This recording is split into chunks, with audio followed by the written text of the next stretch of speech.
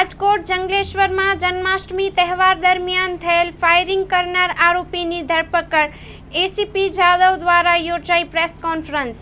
Story report by Sandeep Chavda, Rajkot. ઉપરોક્ત બાબતે Bhaktinagar police સ્ટેશનમાં આ કામના ફરિયાદી છે શાહનવાઝ મુસ્તાકભાઈ વેતરાણ, એમને ફરિયાદ આપેલી। એમના અંગત અદાવત અગાઉ ચાલતી હતી, જેમાં પરિયો કરીને છે આરોપી પ્રદીપસિંહ ઉર્ફે પરિયો ગઢવી, એને અગાઉ અંગત અદાવત હતી ને આ કામના ફરિયાદીએ પણ આ કામના ગુનાના આરોપી વિરુદ્ધ અગાઉ પણ ફાયરિંગ કરેલું ને એની દાજ રાખીને ગુનેગાર છે આરોપી નંબર 1 પ્રદીપસિંહ ઉર્ફે પરિયો ગઢવી અને એની સાથે પહેલું ગઢવી એને રાત્રિના સુમારે ભક્તિનગર વિસ્તારમાં આ કામના ફરિયાદીને અદાવત રાખીને ફાયરિંગ કરેલું ને એમાં ગોળી વાગવાથી ઈજા થયેલી અને ત્યારબાદ એમને ફરિયાદ આપેલી।